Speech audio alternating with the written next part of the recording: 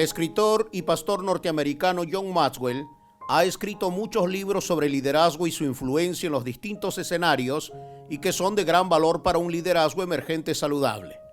Una de esas lecciones es que todo se cae o todo se levanta por el liderazgo. Por supuesto que esta declaración no es una exageración, pues cuando un liderazgo falla en la toma de decisiones correctas, en la gestión del talento y los recursos, en el compromiso inquebrantable con la visión que debiera dirigir el curso de todas sus acciones, o en mostrar una vida íntegra que le otorgue el derecho moral de influenciar sobre otros, entonces afectará y corromperá todo a su alrededor. Primera de Samuel 8 y 9 nos cuenta que la nación israelita, seducida por la cultura de vida de otras naciones y despreciando el gobierno de Dios, decidieron escoger a Saúl como su rey. Los ojos de toda la nación se fijaron en las características físicas, en el talento, en el carisma, en las capacidades y aún en cierto grado de unción que su candidato poseía. Ellos pidieron y recibieron a Saúl como su gobernante. Aplica bien ese viejo refrán que dice: todo pueblo tiene el gobierno que se merece.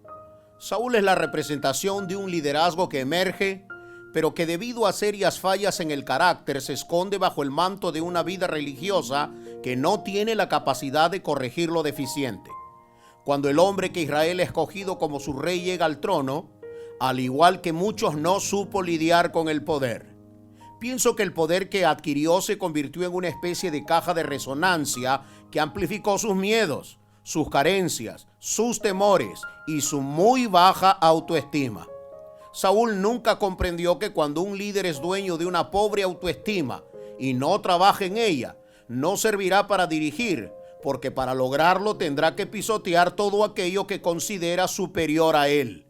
Tampoco puede ser dirigido, pues preso de sus inseguridades, sus convencionalismos y protocolos, verán como enemigos a todos aquellos que les resulten una amenaza, en lugar de gestionar todas sus debilidades en las fortalezas y habilidades de los otros. Ahora bien, lo más grave que aconteció en la vida de este estadista no fueron sus complejos, sino que corrompió su corazón hasta el punto de irrespetar la autoridad profética de Samuel y la de Dios mismo.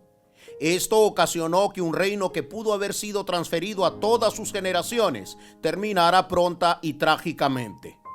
El hombre que Samuel había ungido posee capacidades que lo distinguen de los demás, pero carece de la sustancia necesaria para entender que el éxito de cualquier liderazgo no se halla en empezar, sino en terminar fielmente la carrera.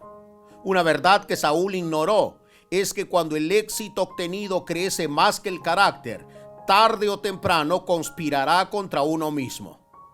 Quizá uno de los ejemplos más famosos de la historia universal y que ilustra esta verdad sea la de Alejandro Magno. A los 33 años había logrado conquistar África, Europa y el Medio Oriente, pero al igual que muchos, jamás pudo lograr conquistarse a sí mismo. Él murió en una noche de borrachera y de completo desenfreno sexual, porque su éxito había crecido más que él. Aquí es donde debemos de entender y calibrar correctamente que Dios está mucho más interesado en trabajar en nosotros que en trabajar para nosotros. Su principal preocupación no es nuestro éxito, sino la formación de un carácter que sostenga todo aquello que Él ponga en nuestras manos. Un hombre que sí tenía claro lo que significaba la influencia de un liderazgo emergente saludable y preocupado de las próximas generaciones fue San Pablo. Él no está preocupado por colocarle un marco a su personalidad y convertir su ministerio en una plataforma que lo transforme en el apóstol más importante de la antigua Jerusalén. Su preocupación es vivir de tal manera que su liderazgo apostólico se convierta en un instrumento de inspiración generacional. Este es el tipo de liderazgo emergente que necesita una familia, un ministerio y la iglesia en Latinoamérica.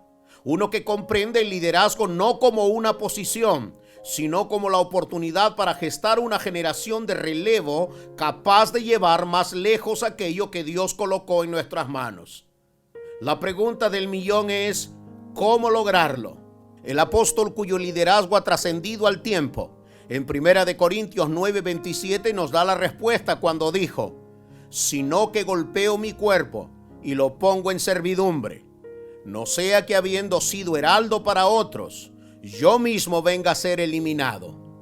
El hombre más importante del cristianismo de todos los tiempos después de Cristo sabe que la esencia del verdadero éxito en cualquier escenario de la vida no se encuentra en el talento, la gestión del tiempo, la fijación de metas o los conocimientos adquiridos, aunque estos sin duda son importantes, sino en la habilidad de disciplinar el carácter para lograr ser verdaderamente trascendentes y relevantes en nuestros quehaceres ministeriales. Esa fue la empresa en la que Saúl falló y lamentablemente sigue siendo la materia en la que no pocos reprueban. Por eso en 2 de Timoteo 1:7, el viejo pastor le escribe a un novel ministro llamado Timoteo diciéndole: porque no nos ha dado Dios espíritu de cobardía, sino de poder, de amor y de dominio propio. El apóstol sabe que una vida carente de disciplina o dominio propio en pensamientos y acciones está destinada al fracaso. Con cuánta precisión. Hace casi 3000 años Salomón escribió en Proverbios 25:28, como ciudad sin defensa y sin murallas es quien no sabe dominarse. Este fue el problema de Saúl y lamentablemente sigue siendo la historia de no pocos. Saúl es el tipo de liderazgo que no toma decisiones basado en la internalización de sus convicciones, sino que observa la masa crítica para hacerlo. Él no gobierna pensando en agradar a Dios, sino para evitar convulsiones que pongan en riesgo su trono. Él es el típico líder que vive obsesionado por el éxito social y religioso, preocupado de las encuestas, de los likes en sus redes sociales, pues su ego sobrevive del aplauso y el reconocimiento obsesionado de la gente. Para ellos, la aprobación compulsiva de los demás es una especie de droga emocional que los mantiene activos mientras dura su efecto. Ellos miden el éxito de sus ministerios en términos de popularidad y no de fidelidad. Quizá esa fue la razón del por qué se enojó cuando, después de una victoria de su ejército contra los filisteos, el pueblo gritó: Saúl mató a 1000, pero David a sus 10,000. Ese fue un duro golpe al ego de un líder que sobrevive del reconocimiento obsesivo de la gente. El liderazgo de Saúl tenía un fuerte deseo de agradar más a los hombres que a Dios. No piensa en el propósito de su elección. Sus intereses diplomáticos y sus cálculos personales lo llevaron a deslizarse y apartarse completamente de Dios. Al parecer, su destino profético le importaba muy poco. Por eso nunca gestionó sus áreas débiles, viviendo bajo el mentoreo de Samuel el profeta. Cuando Saúl minusvalora las órdenes de Dios, este le ordenó a Samuel buscar en casa de Isaí a un hombre que era conforme a su corazón y que lo ungiera como el próximo rey de Israel. Así el profeta, después de entrevistar a varios de sus potenciales candidatos, hizo caer el aceite de la unción sobre David, el último en su lista, pero el primero en la lista de Dios. Cuando Saúl se entera que en Belén de Judá han ungido a un muchacho de nombre David como sucesor del trono y que más tarde empezaría a ganar una fuerte simpatía con el pueblo, manifiesta un fuerte y enfermizo celo. Esta actitud representa un liderazgo religioso que se quedó atrapado en el rito, en la liturgia, el legalismo y que se niegan a mentorear y a activar a una generación emergente. El final de los días de Saúl fue lamentable, pues la Biblia nos cuenta que cuando pierde la batalla contra sus enemigos filisteos y no teniendo escapatoria, decidió quitarse la vida con su propia espada. Esta decisión jamás puede ser interpretada como un acto de dignidad, sino como la prueba de un corazón ególatra que se niega a ser exhibido por sus enemigos como un trofeo vivo y enfrentar las consecuencias de sus decisiones y acciones equivocadas. Una verdad que debiera encender una luz roja de precaución en el liderazgo que está emergiendo en Latinoamérica es que la religión representada por quienes lideran al estilo de Saúl tiene un poder tan seductor, tan atractivo, pero que tarde o temprano producirán el estrangulamiento o el suicidio de nuestras convicciones cristianas. San Pablo, conociendo el efecto destructor de mantener una relación estrecha con personas que ciertamente dañarán nuestra vida cristiana, nuestro servicio en la iglesia local y el liderazgo, le escribe a quien llama hijo diciéndole: dirán que aman y respetan a Dios, pero con su conducta demostrarán lo contrario. No te hagas amigo de esa clase de gente. Segunda de Timoteo 3:5. ¿Cuál es la razón de esa orden? ¿Es Pablo un apóstol, pastor o líder paranoico e incapaz de convivir con las diferencias teológicas de otros? No. Él es un viejo hombre de ministerio que sabe que toda conversación revela emocionalidad, intencionalidad y espiritualidad.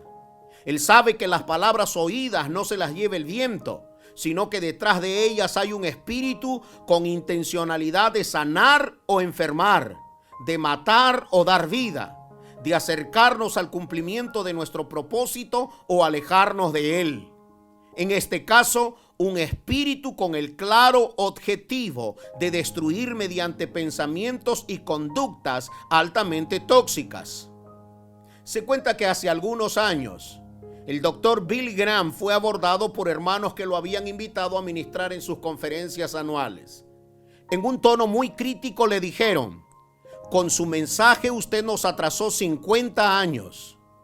Con mucha gracia, sabiduría y seguridad el evangelista respondió: qué pena, mi propósito era atrasarlos 2000 años. Pensando en esta declaración, creo que los púlpitos estamos llamados a tomarnos en serio nuestra labor de entrenar saludablemente a los santos para la obra del ministerio. Dios está llamando a hombres y mujeres que no tengan una mera forma de piedad como Saúl, sino que sus vidas encarnen las propuestas e ideales del evangelio para transformar la cultura. Esto será imposible si no tomamos en serio el trabajo de discipular la mente de los seguidores de Cristo para que muestren una conducta acorde a su doctrina. Un detalle que resulta mucho más que interesante es que cuando Saúl muere, David, el líder que emergió de los corrales de ovejas de su padre, le pregunta al Señor cuál sería el próximo paso a tomar en su carrera al trono. Él tiene muy claro su propósito, pero antes de hacerlo, recibe la indicación de subir primero a la ciudad de Hebrón. Hebrón en el hebreo original quiere decir el lugar de asociación o compañerismo. ¿Cuál es su importancia? Hebrón históricamente fue la ciudad donde están enterrados los huesos de los 3 patriarcas de Israel. Lo primero que David hizo antes de empezar a gobernar fue permitir que todas las tribus subieran a Hebrón y allí hacer un pacto de unidad que le permitiera llevar la capital del reino hacia Jerusalén. David sabe que ningún proyecto, por más inteligente o estratégico que parezca, debiera de ser una decisión unilateral, sino el consenso de aquellos que entienden que hay proyectos de reino que son más grandes que sus diferencias personales. Acuérdense que David, huyendo de Saúl, se fue a vivir entre los filisteos. Desde la cosmovisión judía, este se había contaminado. Él se hizo el loco y así sobrevivió. Las 11 tribus de Israel tenían que resolver esa supuesta afrenta de David a sus leyes. Por eso es que existe la necesidad que un liderazgo emergente entienda que una visión particular que les ha sido dada por Dios y que los ha colocado en una posición privilegiada no les da el derecho de alejarse de otros que son distintos, pero al mismo tiempo iguales en dignidad. De hacerlo producirán un sectarismo, un movimiento separatista, exclusivista, que terminará mutilando el avance del reino de Dios en la tierra. Alguna vez escuché a un predicador decir: usted nunca sabrá para qué sirven las cejas, hasta que un día se quede sin ellas, transpire y el sudor le caiga a los ojos. Por eso tenemos que aprender a pensar simbióticamente, porque si nos deshacemos de alguien solo porque es un pájaro de distinto plumaje al nuestro, entonces estaremos cortando parte de nuestra propia existencia, de nuestra riqueza, de nuestra alimentación equilibrada y el buen funcionamiento como cuerpo. Oro que como líderes y pastores entendamos que no existimos para competir entre nosotros, sino para cooperar unos con otros y potenciar las debilidades del otro y ayudarlos a llegar a la cima. La fuerza de un liderazgo trascendente se encuentra en trabajar con otros y no contra otros. Ese es el pensamiento de un liderazgo emergente saludable. La unidad siempre producirá lealtad, pero esta solo es posible cuando se reconoce a la persona que Dios pone como nuestra autoridad espiritual. No podemos experimentar un clima de paz y de prosperidad. No podemos pensar en edificar cualquier otro proyecto si primero no aprendemos a promover unidad. Cuando se acaben los talibanes, los promotores de guerras absurdas en el pueblo de Dios, entonces estaremos listos para ser promovidos a nuevos niveles de autoridad. Hay que ir a Hebrón. Este es el lugar de fe sinergística. Allí aprenderemos a matar esa arrogancia del yo que promueve la individualidad y se niega a celebrar las diferencias del equipo. Hebrón es el lugar donde recibieron las promesas Abraham, Isaac y Jacob. ¿Saben qué pasó en esos 7 años que David estuvo huyendo de Saúl? En esos 7 años, entre las lanzas de Saúl y el trono prometido por Dios, la Biblia dice que sus hermanos, a pesar de haber presenciado su ungimiento, se le acercaron para desanimarlo en su propósito de llegar al trono. Me imagino que tal vez dijeron: ¿cómo un pastor huele ovejas se atreve a desafiar las estructuras? ¿Entienden la metáfora, verdad? Pero David sabía dentro de su corazón que él había sido escogido por Dios para ser rey sobre Israel, y ningún gigante atrevido, rey celoso o hermanos desorientados lo iban a hacer claudicar del sueño que Dios había puesto en su corazón. Es hora de que la iglesia se meta en esa dimensión de fe y compromiso con Dios. El reino de David cada día se pone más y más fuerte y el reino de la religión se debilita cada día más. Finalmente, cuando Saúl murió, David no se regocijó. David guardó luto y se entristeció por la muerte de Saúl, en contraste al espectáculo del que somos testigos el día de hoy. Cada vez que vemos que una congregación se cierra, cada vez que vemos un ministerio fracasar, un líder caer, tenemos que llorar y guardar luto para que la misericordia de Dios triunfe sobre el juicio. David guardó luto pensando en lo que Saúl hubiera podido llegar a ser. No se gozó por lo que había sucedido. Este es un buen ejemplo para nosotros que a veces estamos gozando de los fracasos y los fallos de otros, en vez de llorar por lo que hubieran podido llegar a ser. Oro que quienes escuchan este mensaje entiendan esta verdad e inicien el camino de las prontas rectificaciones.